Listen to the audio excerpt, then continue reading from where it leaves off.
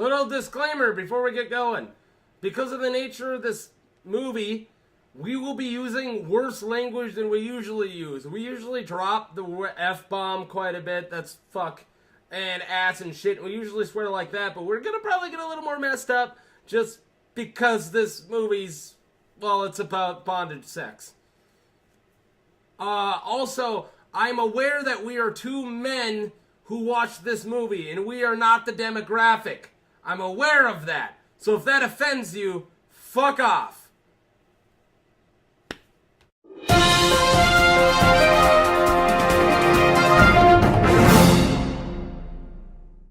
Hello, the internet. Welcome to Unprofessional Movie Reviews. Mark, Billy. And sorry to hit you. This movie's got me feisty. This is 50 Shades of Grey. Now don't forget to like, subscribe, all that good stuff. Like, subscribe, do all that good stuff, comment. On Facebook and YouTube, give us suggestions on the next movie you'd like to see us review. And I've been saying this a few reviews now, but if you want us to review any movie ever from way back in the day, from whatever, let us know. And if we have it, we'll review it. I'm waiting for the suggestion. Thank you. And also a reminder, don't see Jupiter Ascending. Oh yeah, that movie sucked. Anyways, 50 Shades of Grey.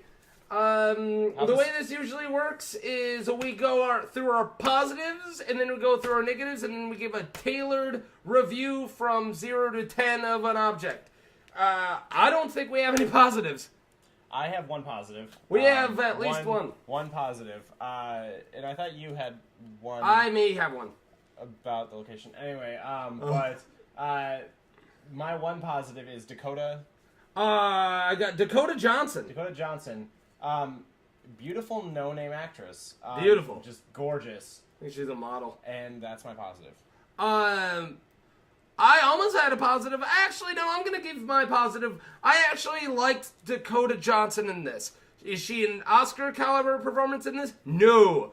Did she keep me entertained? Yeah. I think that she held this fucking shitty movie together for a lot of it. And she was overacting for part of it, but that's because she had to. Because the dude she's working against fucking sucked. That's negative. That's a negative. Well, no, it's part of her positive. Also the location, though? Yeah, it took place in Seattle, which would have been positive for me because I love Seattle. It's where I went to school. But I realized since this, supposedly from what I heard, is started off as a Twilight fan fiction, that's probably why it started in Seattle. Because Twilight's in Forks. Yeah. Which is kind of by Seattle. Yeah. It's a drive. Moving right on to everything else. Wow, positives in 2 minutes. Negatives. My biggest negative in this movie is Jamie Dornan. Boom! I get that the character is supposed to be like bordering on sociopathic with his lack of emotion and feeling, except for in key moments of the show. But even in his key moments, he still didn't exhibit much emotion. As an actor, he is cardboard. Throwaway. Completely dime a dozen. Nothing special about him. Nothing. Hated his performance. I'm sorry. He could probably beat us up. So don't beat us up. But seriously, take some lessons. I'd take him in a fight. But my biggest, and I'm going to get into specifics with this because as an actor, I will examine this in other actors. We got a lot to go through. I know. But his voice is just terrible breath control the entire movie. He sounds like a teenage boy. And when you see it, you'll see what I'm saying. If you just close your eyes when you're hearing him speak, he's got the timbre and the delivery of a teenage boy when he speaks. A spoiled, bratty teenage boy.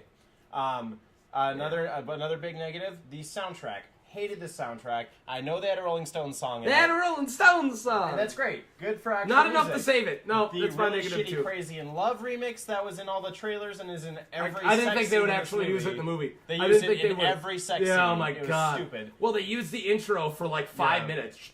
And negative and a positive here. The cinematography in this movie is lazy. They used fixed focal length lenses in every single shot. Everything is in focus in every frame. They don't have any bokeh to separate the subject from the background, which if you know photography, that's a really lame way to go if you're not going to emphasize your subject at all, to have a whole frame and focus for every single shot. And I know I've brought that up in some of my other reviews, that I don't like it when they do that too much. You love your cinematography. Yeah, I love visuals. I said this is a positive and a negative. Oh, the sex scenes in this movie. I love a really well shot sex scene. I am not a big fan of watching gay sex. It's not something I'm into. I appreciate it for what it is. Gays, keep doing what you're doing. It's you don't need my permission. But in this, shut up. But Brokeback Mountain had one of the best shot sex scenes I've ever seen. Oh yeah, is what I was getting at. Yeah. So a well-shot sex scene can turn a subject matter, not that you find repulsive, that's not what I'm saying, but a subject matter that doesn't appeal to you and make it appeal to you just That's through taboo. imagery. A taboo subject matter. And in this movie, they did that really well for the sex scenes. They're pretty, but they're safe. There's nothing special about the sex scenes in this movie other than we can see boobies. Yeah, exactly. The nudity in it is well depicted. It's just safe, though. It's really lazy. And I don't know how many grand reveals of a female figure you can make in a single movie before it starts getting cramped. You go ahead. Yeah, we gotta hurry up already. I got a fuck ton that I'm gonna run through. I hate the ugly hot chick bullshit. That she's all that started. Just because a girl's hair is nappy and she's wearing like a sweater doesn't mean you can turn a 10 into a fucking 7. She's still a 10. I don't care what she's wearing. She's hot. What else? It was really weird. She gets turned on by him the first time. She goes into a place in Seattle and it's not raining, and then she leaves when she's turned on and it's raining. That's kind of a really odd way to depict her turning on as the entire city gets also wet. Imagine you mentioned that like she falls in love with him right when she meets him. Yeah. Imagine if that happened with any executive who gets executives get interviewed dozens of times a day. Yeah. Imagine if that happened every single time an interviewer met an interviewee, they fell in love every single time. Do you know how many executives would get in trouble for falling in love with college students? Yeah. Shit. She's Anyway, a college student. I got a lot to get through. He seemed really stocky. He shows up to her house without her or shows up to her work when she never spoke about where she worked. Stalkery. And yeah, stockery. Gets rape tools from her and makes a naked joke. This is before they met each other. That shit gets pepper sprayed. Ask my eyes, you get pepper sprayed for that kind of stocky shit. I already did there's a lot of stuff that's really sexist. I'm just gonna go over because I don't have the time. The movie itself is sexist. What do I got? Oh yeah, the lip bites. This is really important. I was warned that there was a lot of lip biting, so I started making a tally. I got fucking 19 tallies at the top of the page. And 19. we tried to catch as many as we could. At least 19. Yeah. There's no less than that. To fucking try to prove me wrong. He gives her blue balls a few times. That really pissed me off. He just spanks her and gets her going, and then he's like, I gotta go to a meeting. And that, I was like, dude, you're a fucking dick, you fucking asshole. She's not even into spanking. You get her turned on by spanking, and you don't even get her off from it? You fucking asshole. He makes a thing that they imply that he's self-made, and then you go to their his dad's and parents' house, and they're just loaded as fuck. Too rich. They give us a lot of bullshit between one of the biggest sexual climax scenes, and they had me for a while. That almost was going to be a positive.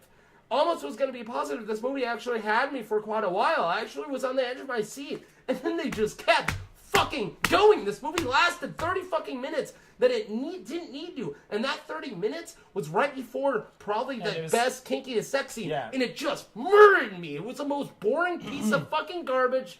30 minutes. I don't want to go to Georgia. I don't want to do another flying scene. You already flew in a helicopter. We don't need to fly in an airplane too. And so that ruined the sex scene for me, because finally when it was going to get to one of the better climax sex scenes, I was just, my boner was dead and I want to fucking go have a cigarette, and I don't even smoke. I'm almost done. And then we're going to get into one that we're going to go on, but we're trying to make these shorter. The ending is fucking bad. It's a bad ending. I'm not going to quite get into it. It's the first part of a trilogy or whatever. Oh my god! Still terrible ending. Ended. This movie actually almost got to a 4 and it or almost a half 5 an hour before the movie actually ended. Yeah, it should have ended. And then finally, one that we're both going to bring up, and I'm going to try to do this safe. I'm not trying to make a comment about either of our sex lives or anyone's sex lives, but I do know that bondage, SM, it's a pretty big common thing. And it's taboo, and I understand that it's taboo. And whatever, I guess it can be taboo. But this is one of the first representations of it in a really big film. I know there's a lot of films that do have SM elements of that, but this is one of the bigger ones, and it's going to probably be the most box office. And people are going to see it as an authority. And people are going to see it as an authority. And they get it wrong. This is a fucking movie about bondage there's and no about research submissive. done in the book and I or don't the movie think production. the person who wrote this has ever experienced it. And if she did it as research, and she didn't get it. Or whoever wrote it. I'm assuming it's a girl. I might not know. It'd be really creepy if a guy wrote this. But yeah, that's it.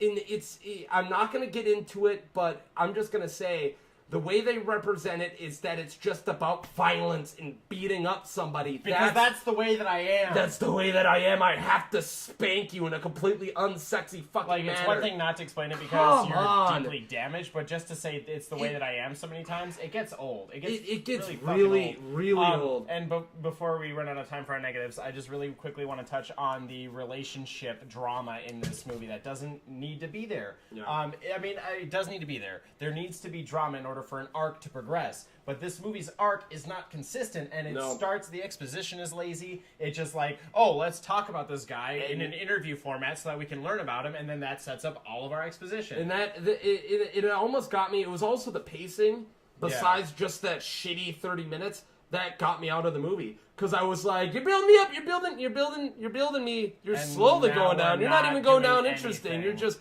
we're going back, we're going backwards? And we just had this scene. We're doing the same scene 4 times in a row. Oh my god. And the Twilight-esque, I want to be with him, but I don't. I want to be with him, but I don't. It gets old. It gets old, and you don't need to keep repeating it for us to get the point.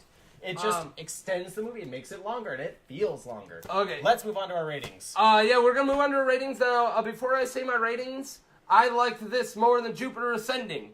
That's kind of crazy for me to say. And the reason, because I paid attention for almost all of it. And I even paid attention when I was angry. Jupiter Ascending, he had to fucking wake me up twice. Like, Mark, you're snoring again. I'm like, well, then fucking make the movie better. At least when I was angry, I was feeling something. At least I was like, fuck, but I'm still paying attention. That's why I'm giving it, I gave Jupiter Ascending, I think, a 2 or 2.5. I'm giving this 3 anal fistings. Because they jump right to and they talked about anal fistings. I'm not the gross one here, okay? 3 anal fistings. And I actually gave this movie a worse score than Jupiter Ascending. Yeah, I assumed. Yeah. I knew you were. I gave this movie 19 out of 95 lip bites. Do the math on that one. I can't. That's 2 out of 10. Oh, because it's 19 because she did 10. it 19 times. Yeah. I get your joke now. Don't forget to like and subscribe. I was gonna say, go see the movie if this is your fucking bag. See it. I mean, every girl in the theater loved it. If you're a girl who's into this kind of stuff, you're gonna love it. If you're a guy, take your girl to it. Yeah, if you give a shit about the movies you watch, then don't go see it. If you know anything about movies, you're gonna hate this movie. Anyway. Bye! Bye!